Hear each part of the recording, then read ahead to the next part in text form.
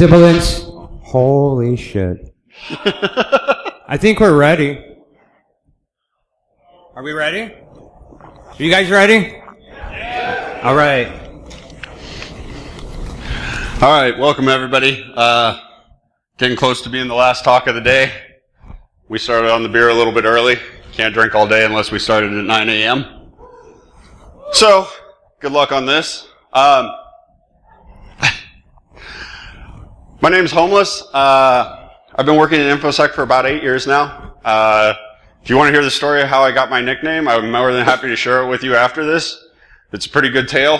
I'm a lover of gadgets, and I've had a really unique opportunity to work with Chris Roberts, Sidedragon, Tim McCluskey, or Tim Van Cleve, Rick McCluskey, and my latest mentor has been Jim. These guys have pushed me to my limits to make me learn new stuff. Jimmy? Hi, I'm Jim Allee, Jimmy 2 times. That shit is from Goodfellas. I've been doing this like 20 years. I'm a former professional video game player. I like red teaming. I worked with this guy at my last job. We still do development work together, and fuckery we call it. I currently work for Coalfire, and nothing I say represents him in any kind of way. So how did we get into this? As you can kind of guess, both of us are children of the 80s. The first computer I had, we plugged it into the TV. It stayed on for 2 days. I unplugged it and took it apart. Needless to say, my father was not happy with this, but that started my love of trying to take things apart and learning and building and seeing half-naked men run across the stage, because that happens.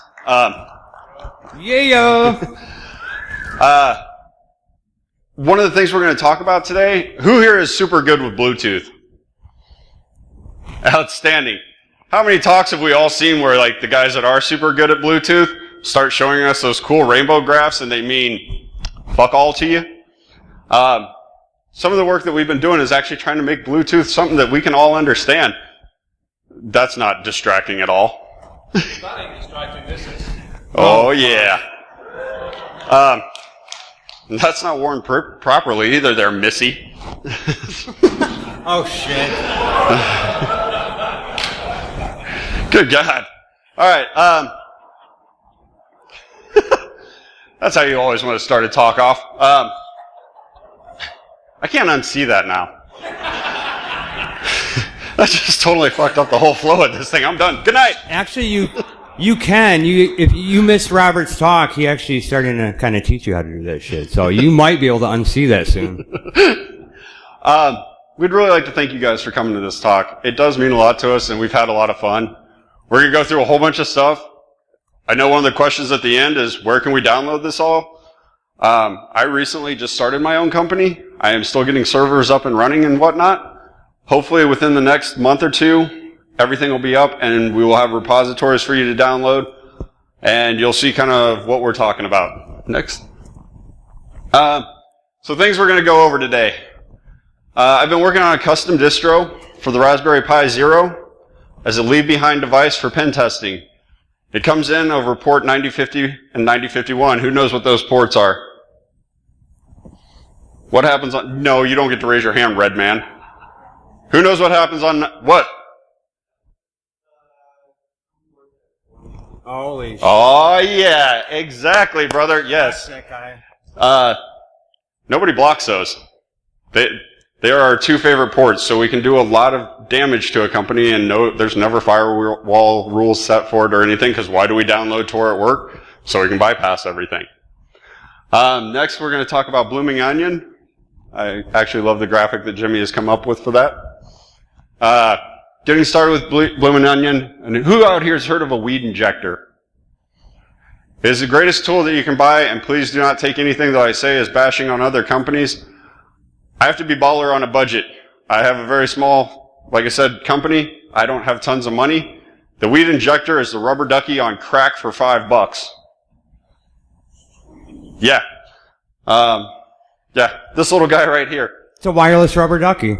It's got a hotspot on it. Lets you do point-to-point wireless and inject keystrokes. So it's a really awesome tool. We'll try to get you guys some links and stuff to where to go buy them. And then our last little bit, a lot of people have been asking us about these things we're wearing around our neck. You don't have your computer with you, do you, jackass? Okay, good. This is what the Bluetooth fuckery. We started wanting to make it to where you understand what's happening with the Bluetooth. So we're going to talk about a little bit about what our badges do. We also have 2 badges to give away during this talk. So we'll ask some questions, see if people get the answers, and you may end up walking away with a badge. All right, so vAp0r. I got invited to talk at a cable seminar for the executives of the cable industry. I was given a budget of $500 to teach 25 people about the darknet. Okay? I can't even rent computers for that. But what can I buy? Raspberry Pis. So I started looking, and I'm like, all right, that should be easy. Somebody's got to have written this by now. I need client Raspberry Pi Tor servers, or Tor clients. Yeah, apparently nobody had written it. So what happens when you tell a hacker something doesn't exist? They make it happen. I knew jack shit about building an operating system or making my own distro. So I actually started with Debian Lite. A lot of time of Jimmy looking at me going, are you licking the window or are you working on the project? We slowly got through it with some alcohol. And I now, once I got done with it, I wanted to be able to give it back to the community. I want everybody to be able to use it. I want everybody to start seeing some of the fun of what you can do and teach yourself. The best thing was I get down there to speak in front of these guys. All right, what do we know happens on the darknet? Bad things. Good things, bad things.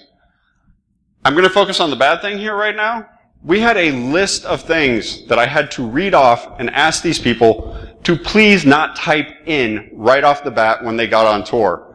The first thing was cheese pizza, and I literally heard the keys starting to stroke it away. If you don't know what cheese pizza ends up getting you on tour, it's child pornography. I've literally got FBI agents standing in the back, pulling the people out of the classroom saying, we have to stop you here. So, when you're searching the darknet, I'm going to give you a few clues. Do not look up hard candy. Do not look up cheese pizza. Do not look up kittens. Do not look up puppies. Do not look up hard little boys. No walnuts. No. There are all sorts of things you don't want to bump into, including Harry Potter porn that was filmed in somebody's living room where he turned the couch into a fort. Don't ask me how I know this much about it. I may have watched the whole video. It's like a train wreck. You can't really turn your eyes away from it once you saw it. Jimmy, you want to talk about Onion Blossom? All right, Onion Blossom. Again, we're balling on a budget. We have to use some Raspberry Pis to keep it cheap. We'll throw it in a little power supply like this. We'll drop it under a desk. We'll shove it in a wall, whatever we need to. And this thing will start doing a pen test as soon as we drop it down. It will enumerate services. It will connect to the services with request library, sockets. We'll do a bunch of logs, and we'll do Selenium screenshots. And so we'll make a web thumbnail gallery of all these fuzzing web services we've seen. I like to do visual versus logs. I like to look at shit and not just text. So that was kind of the inspiration for Onion Blossom. All right, so once vAp0r originally had a different name, I got in trouble with a certain project that does a lot of this stuff, and they asked me to change the name of it. So it is now called vAp0r because I couldn't come up with anything quicker. We're using it as a command and control center. What's awesome is we can carry this little thing into a coffee shop. It is a pain in the ass to work off a 7-inch screen, but nobody really asks, or they're just fascinated at this weird little piece of equipment you're using. I've literally had CISOs come down and say, oh, that's really neat. What are you working on? Taking over your company. So the first thing we did was actually have to get Tor browser to run properly on a Raspberry Pi. There's all sorts of Tor clients, or Tor servers, and different things that Adafruit has released, and they're great, but it runs it as a server. It doesn't run it as a client. So the first thing we had to do was actually build it to work as a client. The next thing we did was put a SSH or SSH, here's where we go on the argument, SSH huddle, or S shuttle. I don't even know how to say that one properly, but it's great. And then Intop. It's been really cool working on this project. I got to hang out with Dave Kennedy for a day and say, hey, I'd really like to put social engineering toolkit on here. And when somebody like Dave gives you a big hug and says he would be honored, it makes you feel pretty good that you might be on the right track of doing some cool shit. It allows us to connect to all the internal services because we're dropping it and leaving it behind. So we've bypassed a lot of the outside issues that we're having. It's great for man-in-the-middle attacks. Next. Oh yeah, we can access it from anywhere. So getting Tor to run on a Pi, we basically had to take the source, compile it, decompile it, and then recompile it to figure out where the errors were happening. Genius right here was the one who helped me figure that out and got me walk through it, and I did bang my head against the desk quite a bit. Who's super good at understanding browser security? Damn it, I need more people helping me on this. Somebody raise their hand.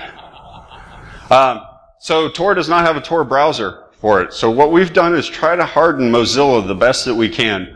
We do understand here and there it does leak some information, but I'm not really doing the nefarious stuff that I don't want to 100% be tracked for. We're always looking for suggestions. If somebody knows something better or has a group of things that they know how to do better as far as the browser goes, please get a hold of me. So we installed some useful tools. You can see them up here. We got burp going on a Raspberry Pi. For man-in-the-middle attacks, that is the coolest little thing that you can have running on a Raspberry Pi. It does take 7 minutes to load, so you have to be patient. But once it's loaded, it's great. The other tool I wanted to bring out was the GUFW firewall. And we'll see a couple slides here. So this is actually getting the Tor service set up. Now that it's in the bundle, it completely runs. All you have to do is start the service. Good to go. You've got a Tor client set up. Doing DuckDuckGo for the first part of anonymity. There's a whole bunch of back-end stuff that I'm more than happy to sit down and show people.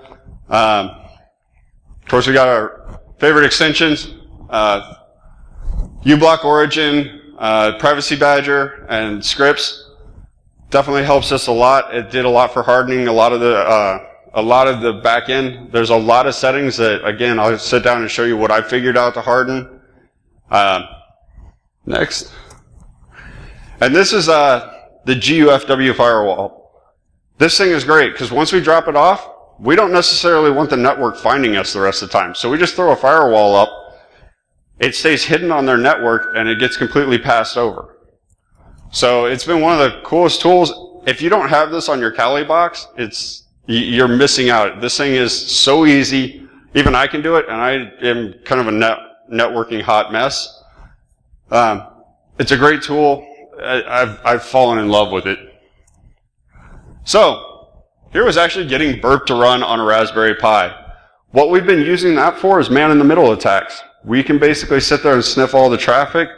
What were you using it for the last time? We did the man-in-the-middle, and we did one other. Wow. We did an enumeration, which actually worked out. So we're actually testing right now over in the wireless village to see how much we can capture in between, or in the IoT village to see how much more we can capture on IoT, being able to have burp on a Pi and actually put it right in line with everything. So the package itself, it's Raspberry Pi 3. It's using the ARM architecture. All the tools that we're using are open source, so again, we're trying to make it a big community release. We have a few custom scripts in there. There is a README file. The best things about it that we've been the custom packaging, such as being able to throw it in a little box like this. We did put one in a CEO's Kleenex box, and I don't know why he didn't think anything was weird about his Kleenex having wires going to it. It just shoots it out when you sneeze. The low power is definitely something, because we've been able to hook battery packs up and just stuff these in walls.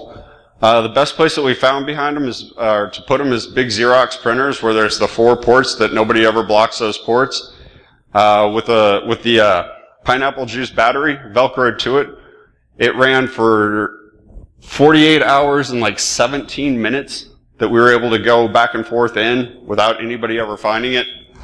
Our ability to be able to analyze the network traffic internally and detect credentials and PII. So vAp0r is, like I said, is a command and control system. So what we're doing is a lot of this is actually happening over Tor. We're actually coming in over Tor and running the programs off of vAp0r itself. Again, Onion Blossom or Bloomin' Onion. It's going to scan, crawl the network. It's going to capture images of the services, and then it actually attempts to do some, like 5 or 6 fuzzing attempts that leak server information, SQL injection, hooks, things like that. Again, man in the middle with burp, of course. We run responder on this thing. You can also do like crack map exec, NTLM relay, own the network, get your DA. NTOP's an old program. It's a great little GUI to look at all kinds of network services, things going on in the network, VLANs, MAC services, everything. There's a script out there, or a piece of software called Sniper. I didn't want to rewrite something that had already been invented, so Sniper does a great job of identifying services and running Nmap, NSC, and a bunch of other shit at it, Hydra, brute force stuff. And then, of course, we have ARP spoofing and then social engineering toolkit, so we can pop up a rogue Jenkins box on the internal network, knock their shit out, and steal all the creds. I like getting shells on Jenkins. Thank you, Jenkins console. Here we go, deploying the Bloomin' Onion. So we drop this thing off. It'll start off by doing an Nmap. It does dump a spreadsheet. I did build this thing to make building reports easier for us. Reports suck, so let's have the software do that for us. So dumping a CSV of all the services, again, connecting to everything on the network, taking screenshots, fuzzing, and then, let's see here, again, responder, and we're still using DSNF. What the fuck? DSNF is great. Thank you, Doug. There's something out there called NetCreds also that's pretty cool. I use that a little bit, but I like to use DSNF still. I got a soft spot in my heart for DSNF. The logo, by the way, do you see the logo for Onion Blossom? Does anybody know what that is? What is it, sir? Thank you. Can you come on up. Come on up. Yeah, you get a badge for that, man. That's a fucking goatee. But those are Mario's hands. Where are they? Where'd you put them?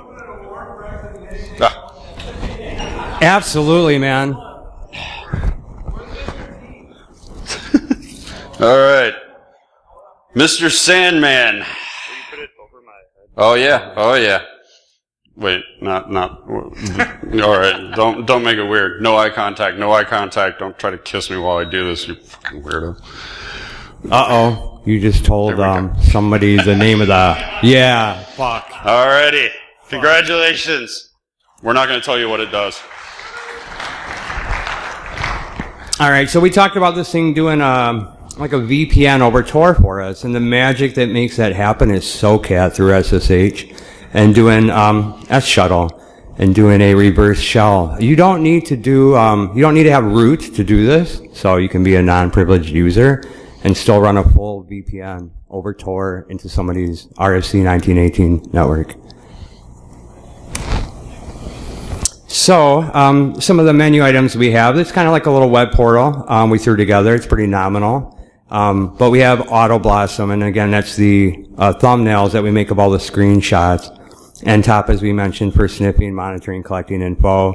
We're doing all the DSNF stuff and hashes, responder. We're collecting all that stuff and saving it for later. And again, our CSV, I like spreadsheets. And again, Sniper. So those are samples of some of the data you would see in our web interface. And that right there is the thumbnail gallery that I use. So we'll have all these fuzz services, and I can sort them by size. I can sort them in a couple other ways. And I can easily find where I need to be injecting my SQL payloads or XSS or whatever the case may be. So with us working when we were working together, we were only 2 testers. We were able to basically show what most things couldn't show in a short amount of time.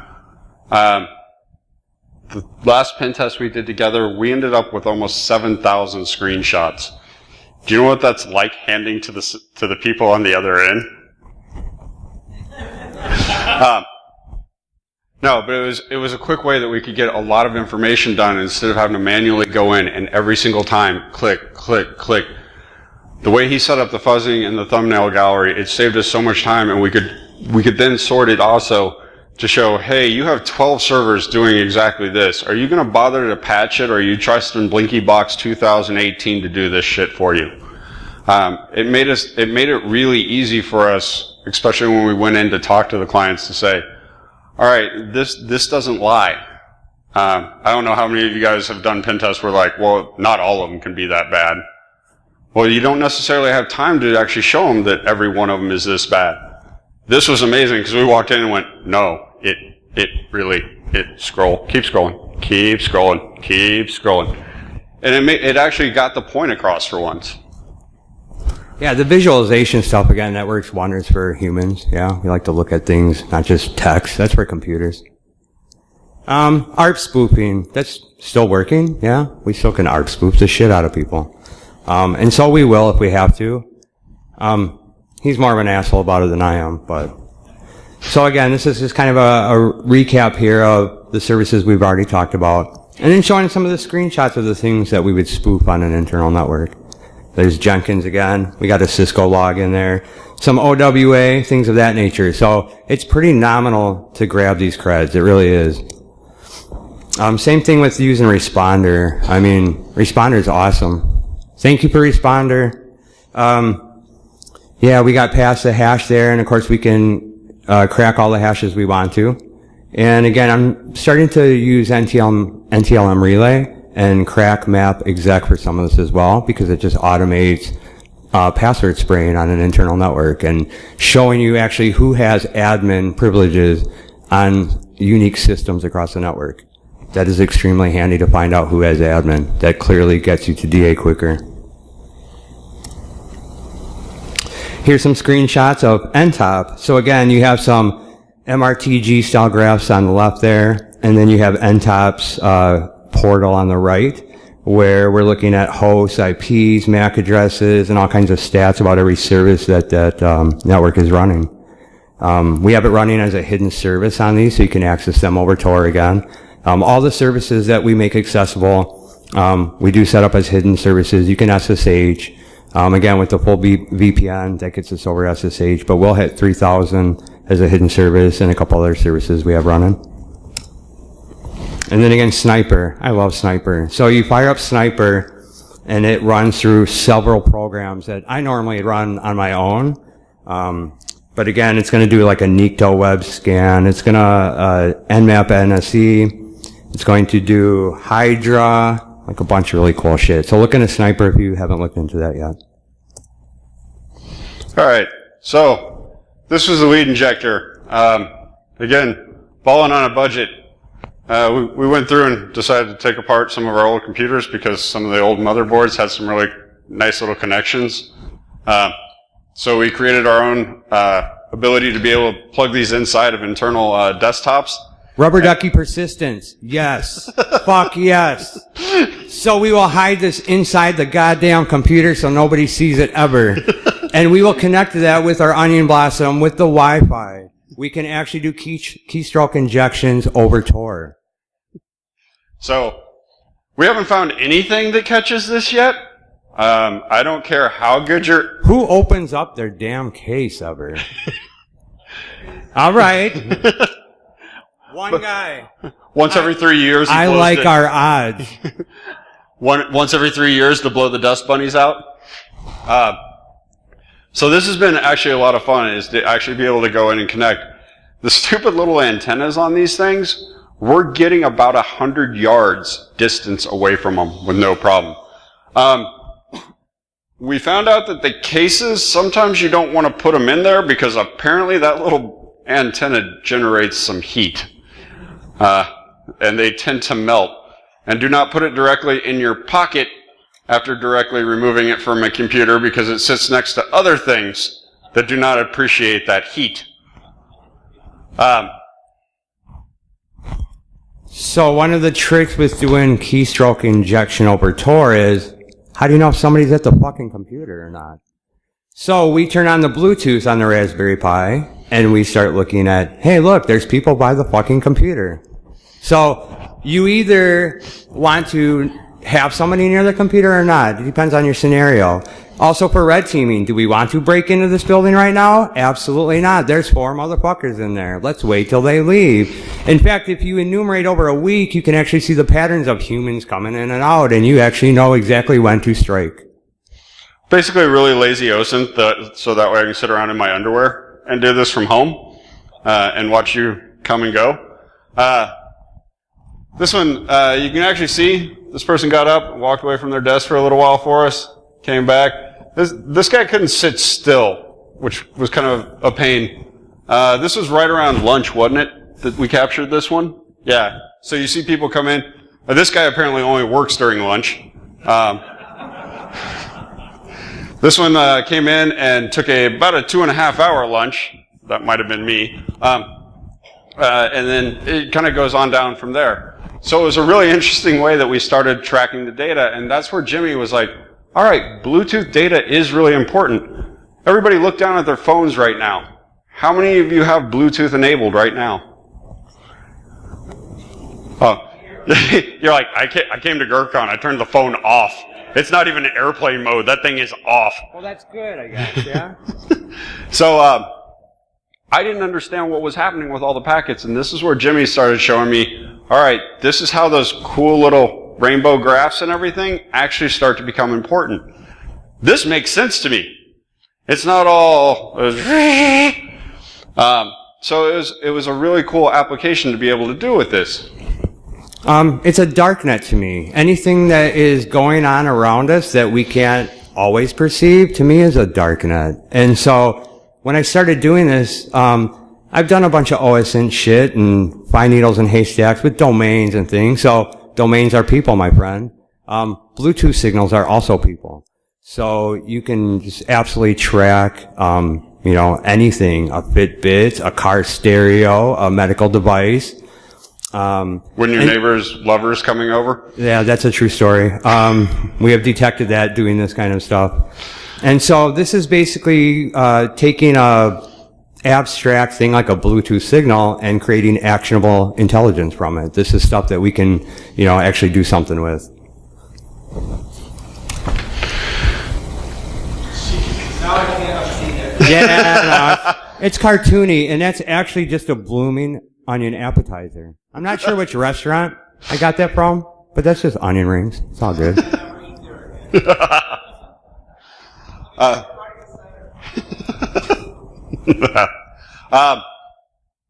Go ahead. Again, it's just kind of recapping again. When we throw this thing down, besides the wireless rubber ducky, I like to rubber ducky machines as I'm running out of the building and have them try to connect to my SMB share on this thing. So I just grab all the hashes. So when I get back, I can crack them or pass them or whatever I need to. I also designed this thing. It has a little button on it.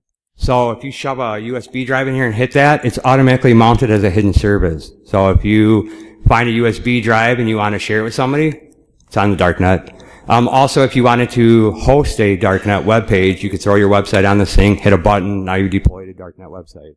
So we kind of, what was it? Darknet hand grenade, we called it at first. It was like a quick and dirty, plug your USB in with your stage website and let it rip.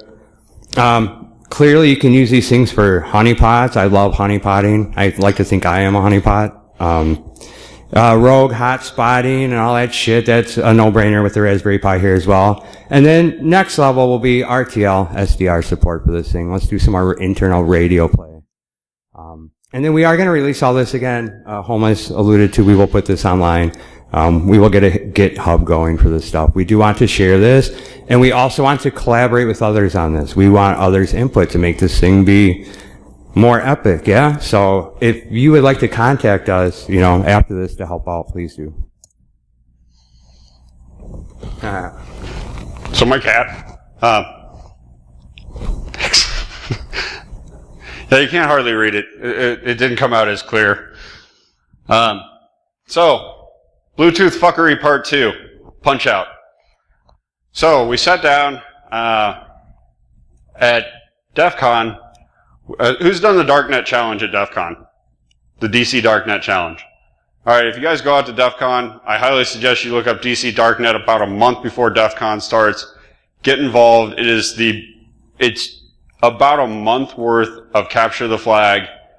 It's for all levels, and we had a blast. There's one thing that you get invited to, is a party.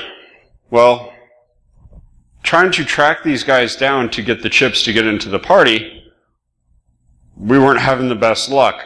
Once we finally found them, then you have to do a whole nother set of puzzles to figure out where the party is. We're hackers. We're lazy. Not gonna lie to you. Well, what if I can just get the stupid coin and track the phone?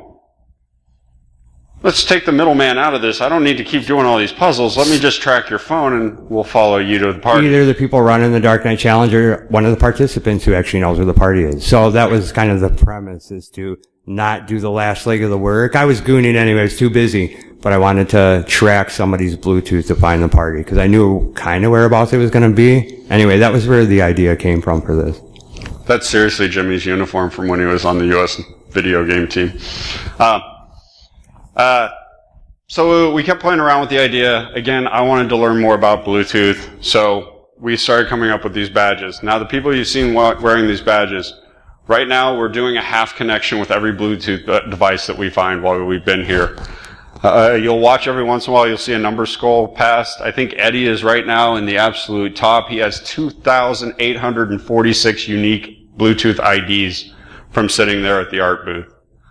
I've got roughly 1,500. He has like almost 1,800. And this is just from us walking around. There is nothing malicious happening, I don't think. It's actually not using the authentication library to do the pair request.